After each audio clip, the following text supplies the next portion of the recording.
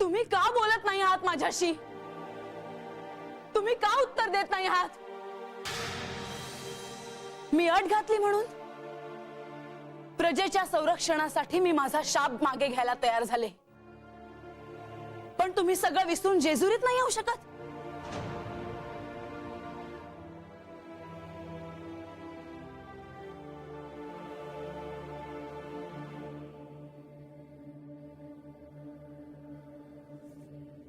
म्हाळसा, तू माझ्याकडून जे मागत आहेस ते मी तुला कसे देऊ?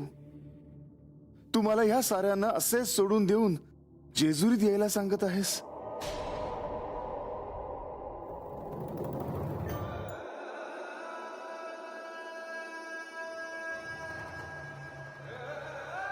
म्हाळसा, तारकासुराच्या त्या 3 पुत्रांमुळे सर्व सृष्टी आता पणाला लागली आहे. सर्वत्र हाहाकार माजला आहे. सर्व प्रजा दुःखी आहे. आणि म्हाळसा, अशात मला सगळ्यांकडेच लक्ष द्यावे लागणार आहे. त्यांना या अशा अवस्थेत सोडून जेजुरीत या क्षणी मी नाही येऊ शकत. म्हाळसा, इतकी प्रिय आहे तुम्हाला तुमची भक्त? माझ्या शब्दाचे काही मूल्य आहे की नाही? त्या निमित्ताने तुम्ही पुन्हा तुमच्या मूळ रूपात या. आपण आपला नव्याने संसार सुरू करू. तुम्ही माझ्या सोबत नाही आहात तर माझी अवस्था काय आहे तुम्हाला कळत आहे का? माझ्याशी बोला. मला सांगा तुम्ही काय करणार आहात ते. बघ बघ या लोकांकडे. म्हाळसा, त्या दैत्यांच्या जाचामुळे हे सर्व कसे त्रासून गेले आहेत. साऱ्या सृष्टीलाच आता मोठ्या दिव्यातून जावे लागणार आहे. पण म्हाळसा, हे सारं घडण्यापासून त्यांना रोखायचं असेल तर मला तू उशाप देणे अत्यंत आवश्यक आहे. त्या दैत्यांचा वध करण्यासाठी मला पूर्ववत व्हावंच लागेल. म्हाळसा,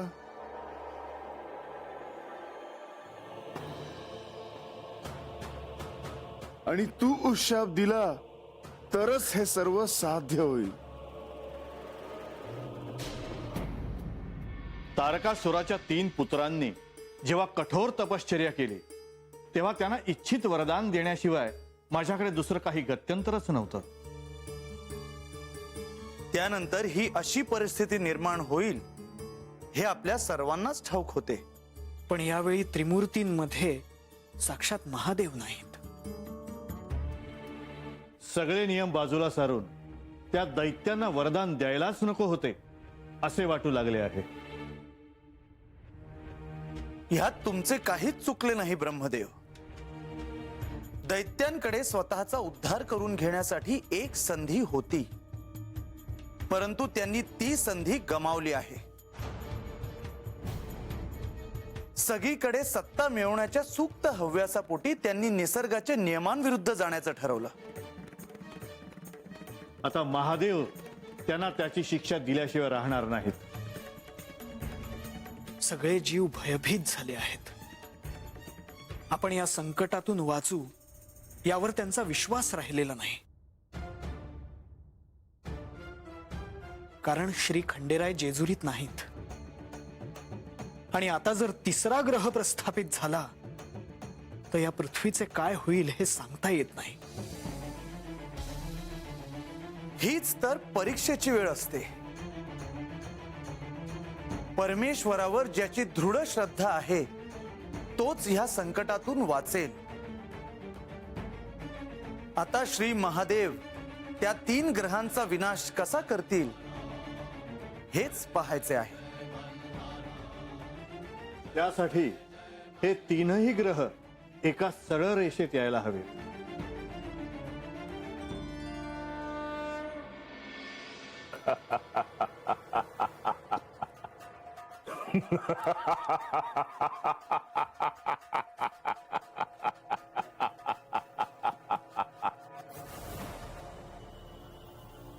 मयासूर, तुम्ही इथे कसे काय आलात? अजून तुमचे कार्य पूर्ण झालेलं नाही आणि होणारही नाही. तुम्ही काय बोलत आहात? होय विद्युन्माळी, 3रा ग्रह निर्माण करायचा असेल आणि तोही सोन्याचा, तर त्यासाठी मला मोठ्या प्रमाणात सोनं लागेल.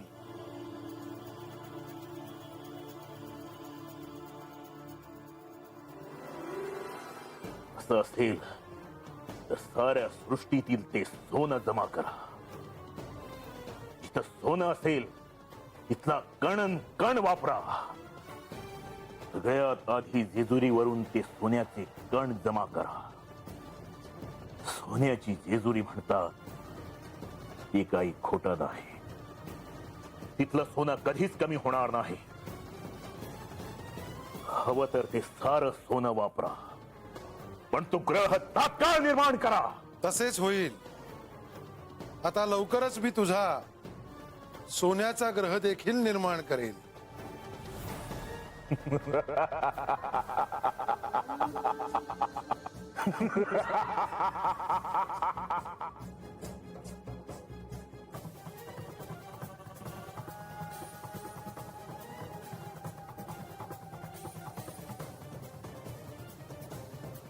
दैत्य कुळाचा स्वामी तुमच्या पुढे उभा आहे. ब्रह्मांडात सगळे ग्रह, देव, देवी, देवता शरण येतील. पृथ्वीवरील मनुष्यही शरण यायला हवा. तो जप, तप, ध्यान, होम, हवन करून देवांना बळ देत असतो. जो मनुष्य किंवा जो प्राण माझं स्वामित्व स्वीकारणार नाही त्याचा विध्वंस करून टाका. खंडोबाचं साम्राज्य सर्वत्र पसरलं आहे. याच्या राजधानी तोच नाही. कुठे लपला आहे ते आधी शोधून काढा आणि त्याची राजधानी उद्ध्वस्त करा. मग विजय आपलाच आहे.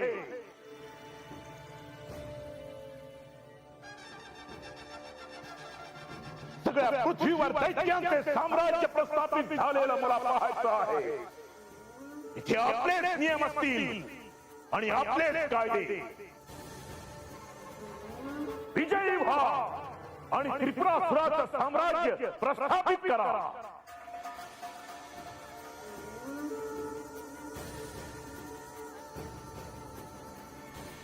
देवा देहि देव देव मल्हारी. देवा देहि देव देव मल्हारी. सदानंद तू मार्तंड भैरव. खडगराज तू नवसाला पावाव. देवा देहि देवा, देव अजून काय काय बघायला लावणार आहेसा? आता या माणसांकडे बघवत नाही जी. मार्तंड मल्हारी. असं काहीतरी करा. जेजुरीचा राजा हा राक्षस पुन्हा कधी डोकं वर करून लोकांनी त्रास द्यायचा विचार बी करणार नाहीत. देव मार्तंड मल्हारी. देवा देहि देव कुलस्वामिनी तू अंतरयामी. देवा नवसाला पाव चारी धामी. साऱ्या भगताचा तुची कैवारी. साऱ्या भगताचा तुची कैवारी. देवा देवा देहि देव हायसा नव तुम्ही. देवा देहि तुम्ही हता हाय याची साक्ष मला मिळाली आहे. दंड मल्हारी. अव मग बघताय ना हे समज काय चाललं आहे ते. देवा तुची आता तुमचा मनापासून दावा करते बघा देवा. देवा देहि देव येथून आम्हाला समजसनी वाट दावाजी. जेजुरीचा राजा माझा देव मल्हारी. देवा देहि देव मार्तंड मल्हारी. जेजुरीचा राजा माझा देव मल्हारी. जेजुरीचा राजा माझा देव मल्हारी. साऱ्या भगताचा तुची कैवारी. बानू, साऱ्या तुझी हाक माझ्यापर्यंत पोहोचली नाही तुची असे नाही. कैवारी. पण बानू, मी जरी महादेव असलो तरी ह्या मनुष्य अवतारात मला नियमांचे पालन करावेच लागेल. मार्तंड मल्हार जोवर म्हाळसा मला उशाप देणार नाही राजा तोवर मी देखील त्या दैत्यांना शासन करू शकणार नाही. मी जेव्हा जेव्हा तुम्हाला हाक दिली तेव्हा तेव्हा तुम्ही धावून आलात. आज असे काय झाले? तुम्ही माझ्याशी काहीच का बोलत नाही आहात? अशा वेळी मला खरंच एकटं वाटतं.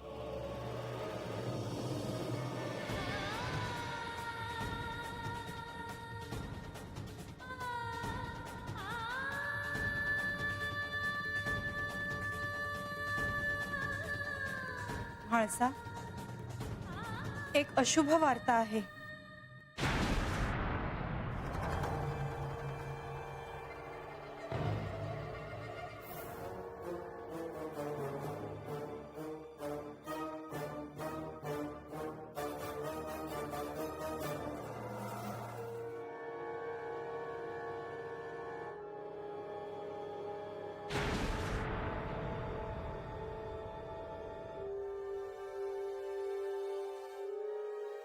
हा काय प्रकार आहे? आकाशात तिसरा ग्रह तयार होतो आहे. सगळ्यात जास्त सोनं जेजुरीत आहे. ह्या भूप्रदेशावरचं सोनं ग्रह बनवण्यासाठी खेचून नेत आहेत. पण हे चुकीचे आहे.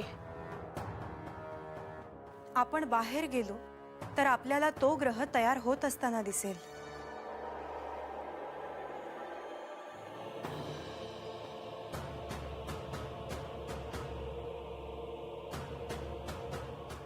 देवा, अंतराळात सोन्याचा ग्रह तयार केला जातोय. ह्या विशाल ग्रहासाठी जे सोनं हवं ते पृथ्वीवरूनच घेतलं जाणार.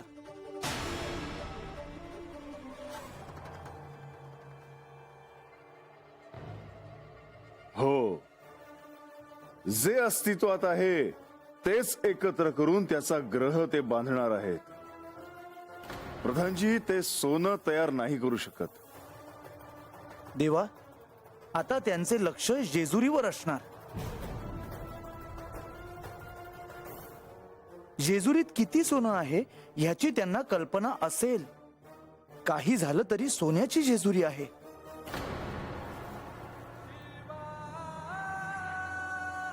प्रधानजी, मयासूर जेजुरीतलं सोनं घेणार नाही याची काळजी घ्या.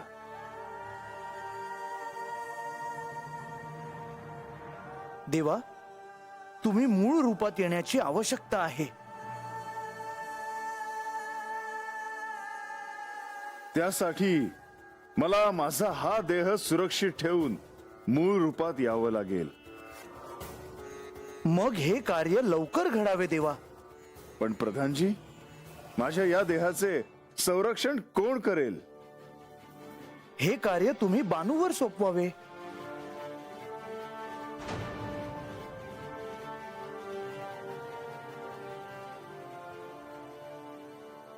प्रधानजी, जर म्हाळसा खरोखरच उशाप द्यायला तयार नसेल तर मलाच मी घालून घेतलेले नियम मोडून माझ्या मूळ रूपात यावे लागणार.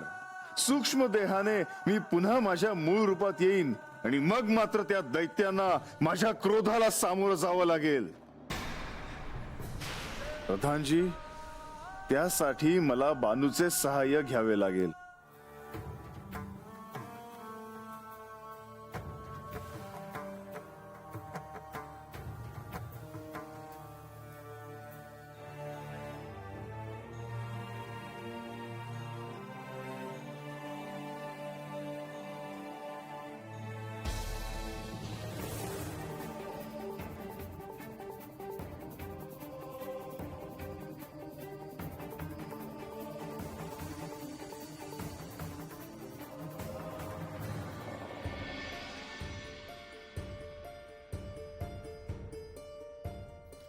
बाई, मला तुमच्या संग जरा बोलायचं आहे. तर येता वय हे घ्या ताई.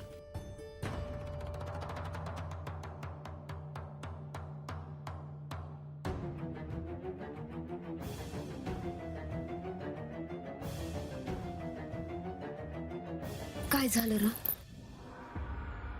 भानुबाई, माझं तुमच्याकडे एक काम आहे बघा.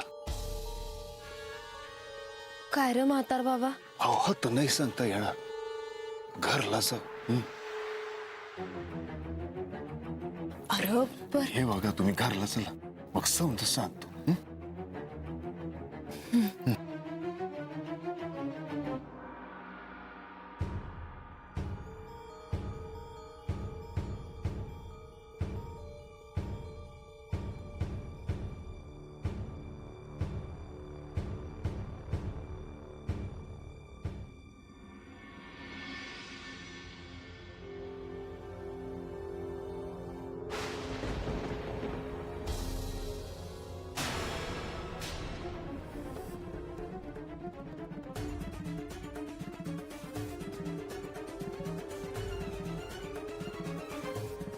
भानुबाई, म्या काय म्हणतो ते ऐका. अरे पर समधी वस्तीत आता असताना तू मला हात कशा पाय आणलंस? थांबवायच.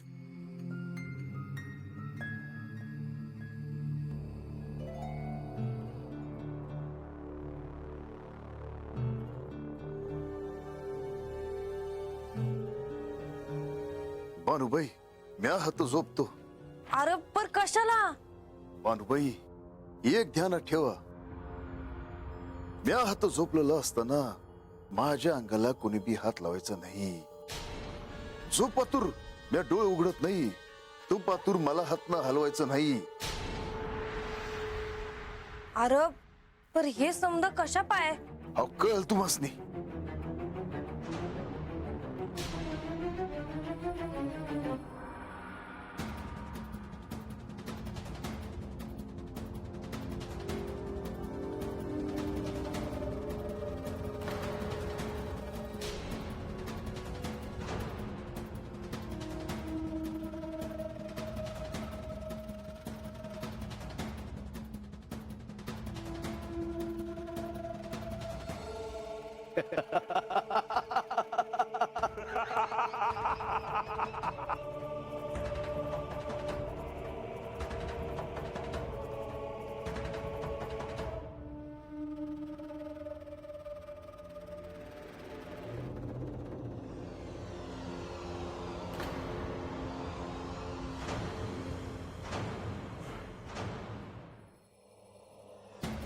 ब्रह्मदेवांचे वरदान आता खऱ्या अर्थाने पूर्ण होणार.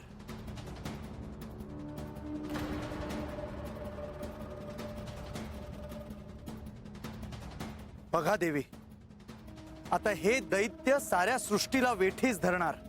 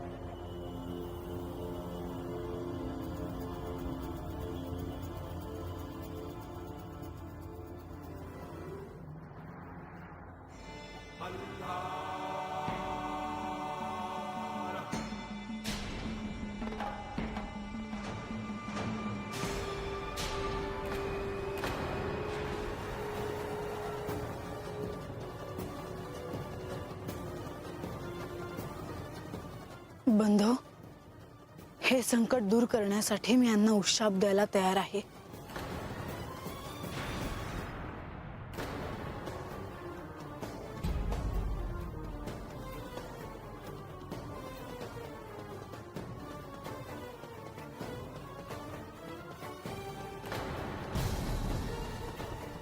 बंधो, तुम्ही असे शांत का? मी म्हणाले की मी यांना उशाप द्यायला तयार आहे.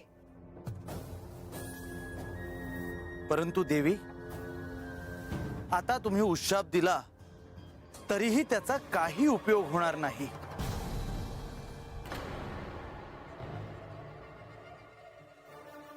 मी असं का म्हणतो आहे त्याचं कारण तुम्हाला लवकरच कळेल.